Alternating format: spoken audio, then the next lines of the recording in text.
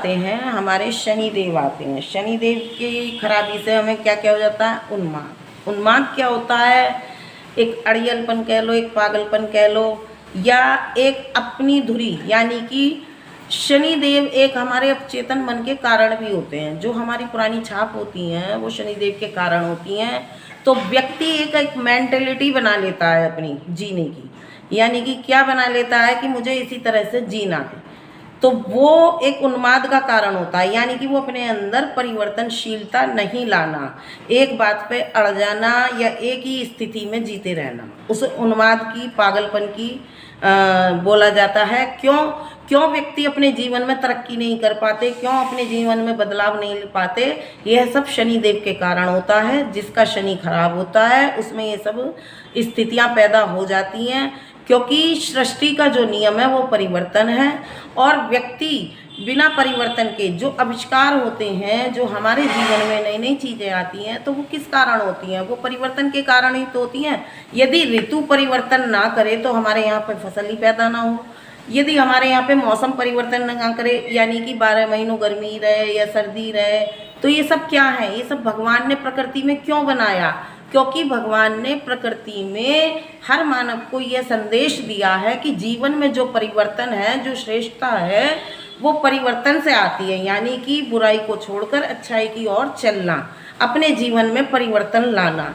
तो जो परिवर्तन लाता है वो श्रेष्ठता की ओर बढ़ता चला जाता है, और जो परिवर्तन नहीं लाता तो उसे हम उन्माद की स्थिति बोलते हैं। यानी कि शनिदेव का उसके अंदर ज़्यादा मिश्रण होता है, गलत मिश्रण होता है, इसीलिए वो अपने आप को सेटल नहीं कर पाते हैं। तो ये अपनी अपनी कुंडलियों में चेक कर सकते हैं, जान सकते हैं, और अपने अंदर में महसूस भी कर सकते हैं कि हमारे अंदर क्या क्या स्थितियाँ चल रही हैं।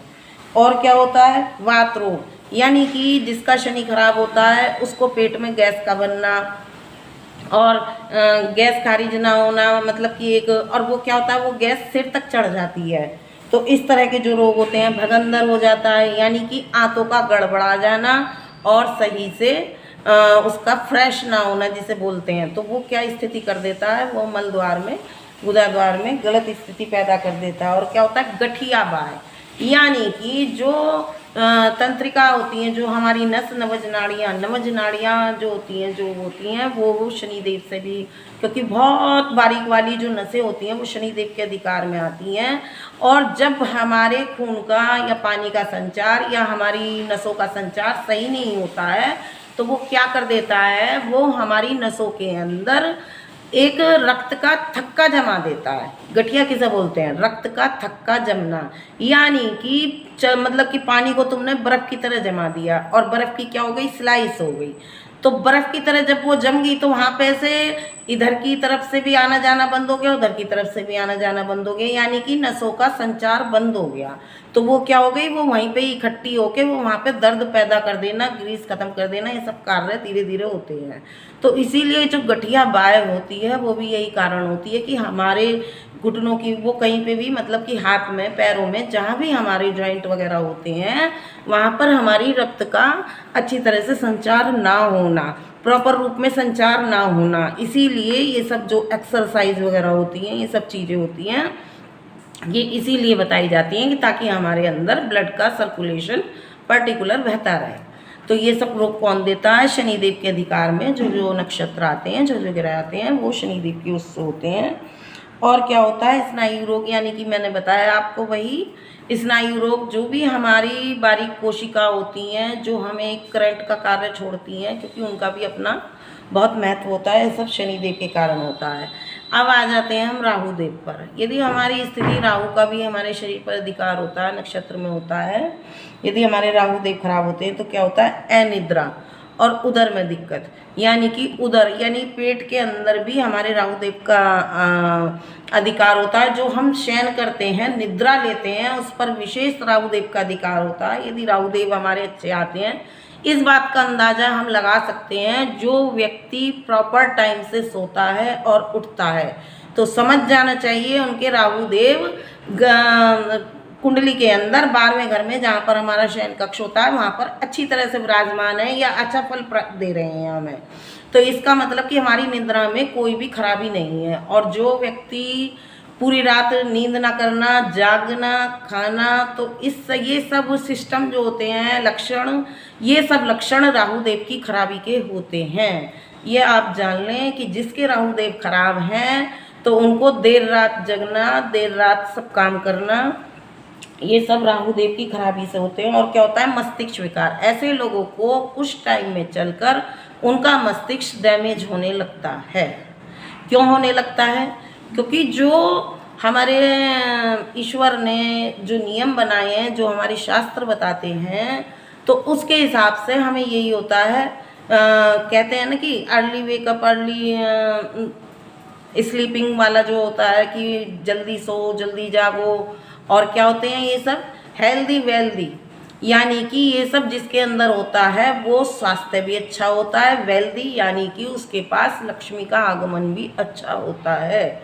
और ये सब जो होता है वो किस कारण होता है, इसमें मस्तिष्क विकार बताया है और पागलपन की स्थिति। क्या बताया है? पागलपन की स्थिति कि जो हमारा माइंड सारे दिन काम करता है, जो एक शारीरिक प्रक्रिया भी काम करती है, माइंड हमारा चेतन मन में आता है, जो हमारा सोते समय भी काम करता रहता है, यानी कि सोते समय भी हमारा माइंड शांत नहीं होता है। उसमें जो सपने आते हैं, जो हमारी दिनचर्या होती है, या जो भी हमारी सोच होती है, वो सब हमारे मस्तिष्क के अंदर बराबर चलती रहती है, जिसे हम बोलते हैं कि हमें ये सपना आया। क्यों? क्योंकि जिसकी अधिकता होगी वही उसी टाइप के सपने आते हैं।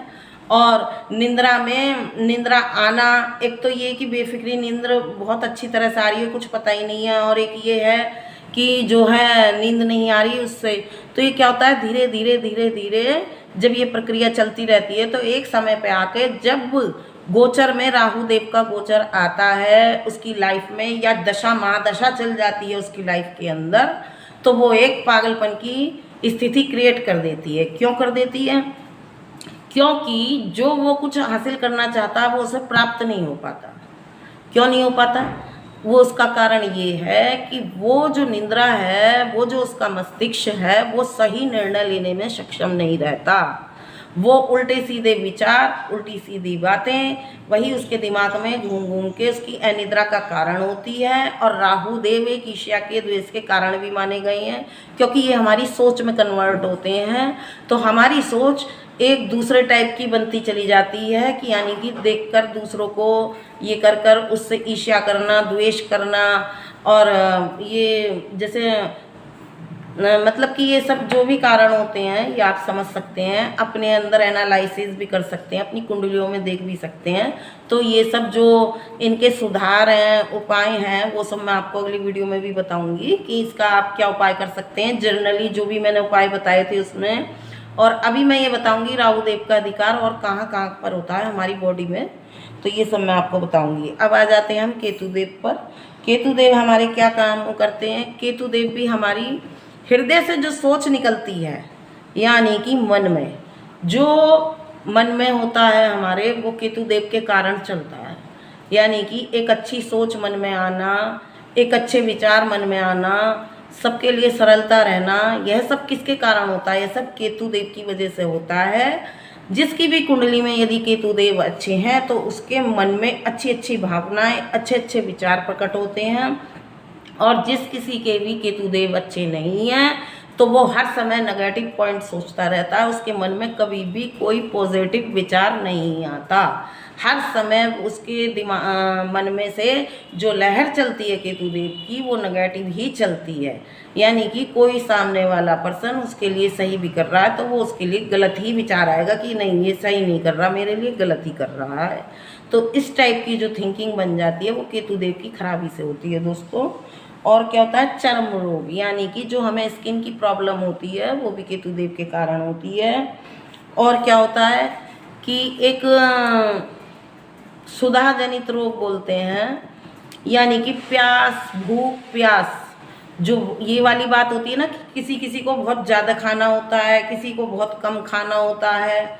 ये जो इस टाइप वाले रोग होते हैं वो भी केतु देव की खराबी के कारण होते हैं दोस्तों। तो मैंने अभी आपको ये सब अपनी इस वीडियो में बता दिया।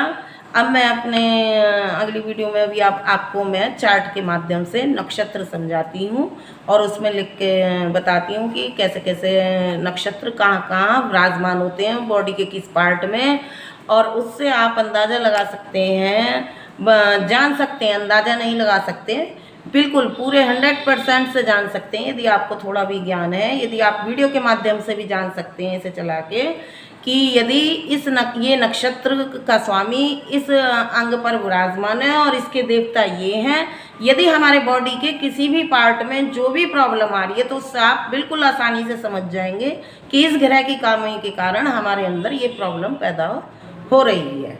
राधे कृष्ण।